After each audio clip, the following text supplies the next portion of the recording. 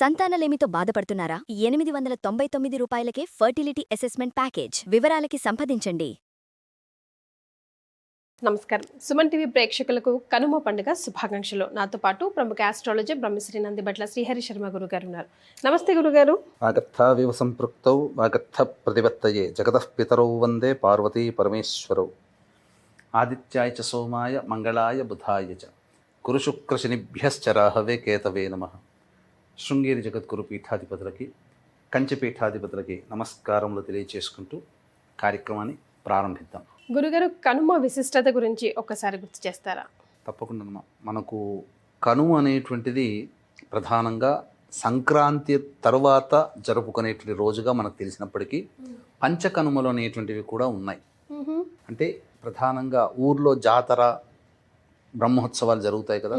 బ్రహ్మోత్సవాలు జరిగిన మరుసటి రోజుని, సంక్రాంతి తర్వాత వచ్చేటువంటి మరుసటి రోజుని, లేదా రవి ఏ రాశిలో ప్రవేశం చేస్తాడో ఆ రాశికి ప్రవేశం చేసిన తరువాత రోజుని, ఊరిలో ముఖ్యంగా ఏదైనా కానీ అగ్ని ప్రమాదం అయినప్పుడు దాని తర్వాత రోజుని, ఇలా చెప్పబడి ఉన్నాయి. వాటిని కూడా కనుమలని అంటారు. ఈ సందర్భంగా ప్రయాణం చెయ్యకూడదు అని చెప్పి శాస్త్రం. కాబట్టి కనుమ రోజు కాకి కూడా ఇంటి నుంచి బయలుదేరదట అని. ముఖ్యంగా ఈ కనుమ అనేటువంటిది పశు సంబంధమైనటువంటి ఆరాధన. అంటే మనది వ్యవసాయకమైనటువంటి దేశం, రైతు సంబంధంగా ఉండేటువంటిది, పాడి పంటలు బాగా పండి డబ్బు చేతికి అందినటువంటిది. వీటన్నిటికీ కారణం ఎవరమ్మా? పశువుల ద్వారానే కదా. ఆ కాలంలో ఇప్పుడంటే ట్రాక్టర్లు వచ్చాయి, జేసీబీలు వచ్చాయి, కానీ ఆ కాలంలో ఎద్దులు పశువులే కదా. పాడి పంటలు అన్నప్పుడు మళ్ళీ గోమాతని, వృషభాన్ని ఆరాధన చేయడం.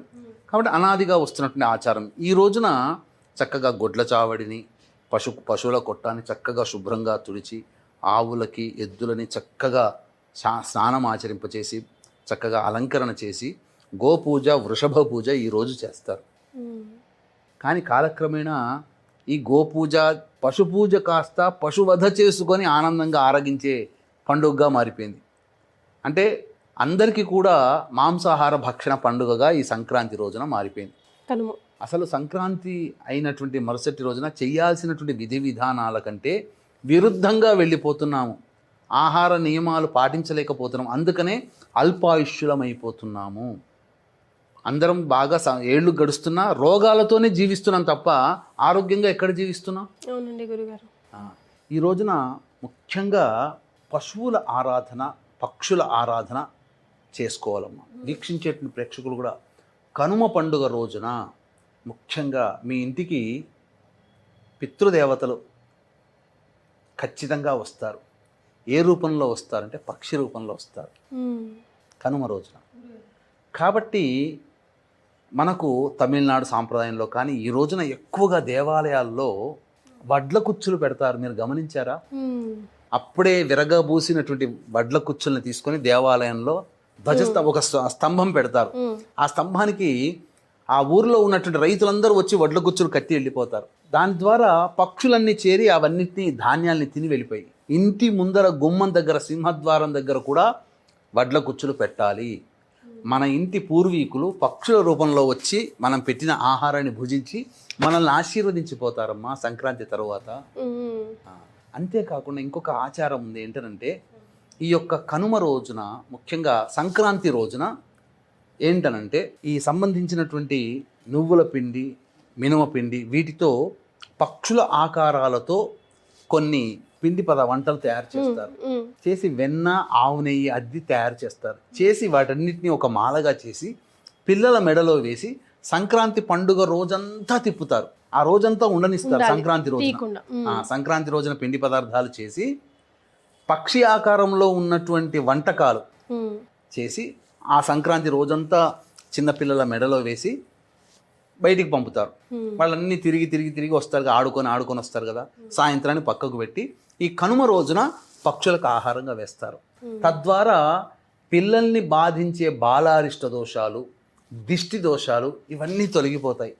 అది చెయ్యలేక చాలా చోట్ల చిలకల బత్తీసాలు అని చెప్పి పంచదార చేసినటువంటి రంగురంగుల చిలకల బొమ్మలు పెడతారు. అవన్నీ చోట్ల ఈ సంక్రాంతి రోజున కనిపిస్తే పెడతారు. అమ్ముతూ ఉంటారు. అమ్ముతుంటారు. అవి పిల్లల మెడలో వేసి కొంతసేపు ఉండి తర్వాత అందరికీ పంచుతారు, దిష్టి పోతుందని. ఆ విధంగా మనకు వచ్చేటువంటిది. ఇక అన్నిటికంటే ఈ రోజున బొమ్మల కొలువమ్మ. ఇక్కడ నుంచి ప్రారంభం చేసి సంక్రాంతి నుంచి ప్రారంభం చేసినటువంటి బొమ్మల కొలువుని ఒక 9 రోజుల పాటు దీన్ని ఆచరిస్తారు. ముఖ్యంగా గొబ్బి గౌరి అనేటువంటి వ్రతాన్ని కూడా పెళ్లి కాని అమ్మాయిలు ఈ యొక్క సంక్రాంతి, కనుమ ఇట్లా 3 రోజులు 4 రోజుల వరకు చేసి దగ్గరలో ఉన్నటువంటి చెరువులో అమ్మవారి విగ్రహాన్ని నిమజ్జనం చేస్తారు. ఈ ఆచారం కూడా ఉంది. అలాగే మట్టితో చేసినటువంటి అమ్మవారి విగ్రహాన్ని కూడా బొమ్మల కొలువులో పెట్టి ప్రతిరోజు ఒక నైవేద్యంగా పెట్టి 9 రోజులు ఉంచి ఆ అమ్మవారిని నిమజ్జనం చేస్తారు. ఈ ఆచారం కూడా ఉంది. కనుమ రోజు ముఖ్యంగా ఆనందంగా ఉండాలి. ఈ కనుమ రోజున ఎవ్వరు కూడా ప్రయాణం చేయకూడదు. దీంట్లో ఒక వైజ్ఞానికం ఏంటనంటే సంక్రాంతి పండుగ కల్లా కూడా ముందు రోజునే రైతులకు అందరికీ డబ్బులు చేతిలోకి వస్తాయి, పంటలు పండి బాగా. కాబట్టి ఆనందంగా జీవించాలి. ఆనందం అంటే తను ఒక్కడే మంచి బట్టలు కట్టుకొని చక్కగా భుజించడం కాకుండా తన కుటుంబంలోని వ్యక్తులందరూ కూడా పిల్ల పాపలు, కొడుకు, కోడలు, మనవలు, మనవరాళ్ళు, అల్లుళ్ళు, బిడ్డలు అందరూ విడివిడిగా జీవిస్తున్నటువంటి అన్నదమ్ములందరూ కూడా సంక్రాంతి పండుగ రోజున ఒక దగ్గరికి చేరుతారు. చేరి కేవలం పండుగ ఒక్కరోజు పోతే బాగుండదని తెల్లారి కూడా ఈ ఆనందాన్ని పంచుకోండి అని చెప్పి ఆ తెల్లారి ఈ నిషిద్ధాన్ని పెట్టారేమో. మరుసటి రోజు కూడా ఆనందంగా ఉండాలి అనేటువంటిది ఆ విధంగా పెట్టారు కావచ్చు. కాబట్టి కనుమ రోజు కూడా ప్రయాణం చేయకుండా వాళ్ళని అట్లే ఆపి ప్రేమ ఆప్యాయతలు అందరూ చక్కగా ఆనందంగా జీవించుతూ ఆ విధంగా పెట్టి ఉండవచ్చు. ఈ కనుమ రోజు నుంచి ఒక నానుడి ఉందమ్మా. ఏంటనంటే కాకి రూపు మనిషికి, మనిషి రూపు కాకికి వస్తుంది అని చెప్పి. అదేంటండి గురుగారు? అంటే ఇక్కడ ఏంటనంటే శిశిర హేమంత ఋతువుల్లో కాకులు బలిష్టంగా ఉంటాయట. అంటే మంచి నిగనిగలాడుతూ మంచిగా కండపట్టి కాకులు నిండుగా ఉంటాయి శిశిర హేమంత ఋతువు. అంటే గత 4 నెలల్లో, సంక్రాంతి కంటే ముందు 4 నెలలు. ఈ సంక్రాంతి కంటే ముందు 4 నెలలు చలి వాతావరణము, తిన్నది సరిగ్గా అరగకపోవడము, కొద్దిగా భుజిస్తేనే కడుపు నిండడం లాంటి లక్షణాలు ఉండడం వల్ల చాలా మితమైన ఆహారం తీసుకోవడం వల్ల మనిషి సన్నగా పీలగా అయిపోతాడు. ఆ విధంగా కాకేమో బలిష్టంగా ఉంటుంది. ఇక ఉత్తరాయణం మొదలు నుంచి అగ్ని ప్రవేశం చేస్తుంది మన శరీరంలో. అంటే ఎండ తీవ్రత పెరుగుతూ వస్తుంటుంది. కాబట్టి శరీరము తీసుకున్న ఆహారం పచనం అవుతుంది, అంటే డైజెషన్ అవుతుంది, చక్కగా శరీరం పుంజుకుంటుంది, తేజోమయంగా ఉంటుంది. అంతేకాకుండా సృష్టిలో ఉన్నటువంటి ప్రకృతిల ద్వారా వచ్చే పండ్లు ఫలాలన్నీ కూడాను ఎక్కువగా ఈ సంక్రాంతి తర్వాత ఎక్కువగా పండుతాయి. ఆహారం కూడా ఇవన్నీ ఉండడం వల్ల పుష్టిగా ఉండే కాకి రూపు మనిషికి వస్తుందని, మనిషికి అప్పటి వరకు ఉన్నటువంటి బక్క చిక్కిన శరీరం రూపు కాకికి వస్తుందని చెప్పి శాస్త్రం. కాబట్టి ఈ విధంగా మనకు చెప్పబడి ఉన్నటువంటిదమ్మా ఈ శాస్త్ర ప్రకారం. కాబట్టి కనుమ రోజున మనం చెప్పినా వినరు, ఎలాగో పెద్ద కూర పండుగలు చేసుకుంటారు. చేయకూడదని కాదమ్మా ఇక్కడ దీని అర్థము. కాకపోతే మనము చేస్తున్నది ఏంటి, విరుద్ధంగా ఒక పక్కనేమో పొద్దునే లేచి పశువులకి, మన ఇంట్లో ఉన్నటువంటి జంతువులకి, వాళ్ళకి అన్నిటికీ కూడాను శుభ్రంగా మనం చేస్తూ పూజ చేస్తూ తిరిగి మళ్ళీ వాటిని సంహరించి మళ్ళీ భుజించేటువంటి పండుగ. ముఖ్యంగా ఈ రోజున కోళ్ల పందాలు ఎక్కువగా సాగుతూ ఉంటుంటాయి.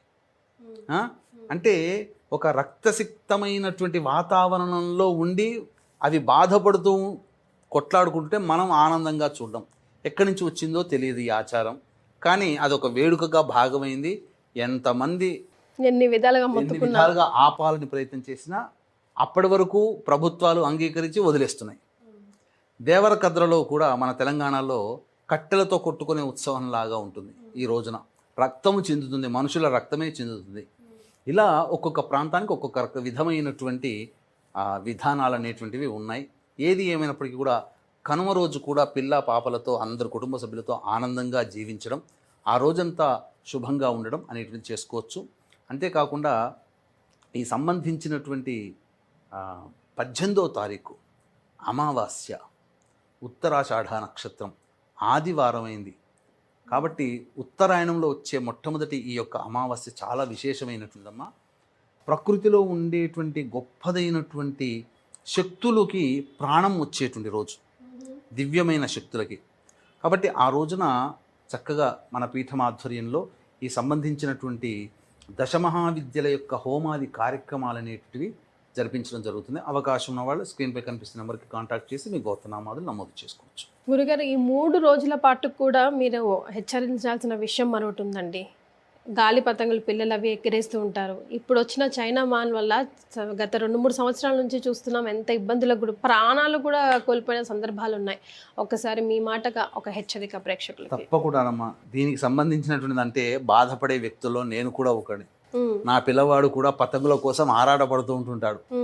వాడు ఎక్కడ పైనుంచి కింద పడతాడో అని ఒక భయం ఉంటుంది. ఎప్పుడు హెచ్చరిస్తూనే బయటికి రావస్తాను. ఎందుకంటే పిల్లలకి తెలియదమ్మా, ఆ పతంగి కట్ అయిపోయి ఎగురుతూ వస్తుంటే దాన్ని అందుకునే క్రమంలో ముందు వెనక ఆలోచించకుండా మిద్దెలు మించి జారిపడి ప్రాణాలు కోల్పోయిన వాళ్ళు ఉన్నారు. కాబట్టి దయచేసి అమ్మాయి చెప్పినట్టుగా వీక్షించేటువంటి ప్రేక్షకులు మీ పిల్లల్ని జాగ్రత్తగా కాపాడుకోండి. కొంత సమయం వెచ్చించండి. మీరు ఆ పిల్లలు ఆడుకునే ప్రదేశంలో మీరు ఉండండి. వాళ్ళని ఒంటరిగా వదిలిపెట్టకండి. వాళ్ళు ఎక్కడికి పరుగులు పెడుతుంటుంటే వాళ్ళని పరుగులు పెట్టనీయకండి.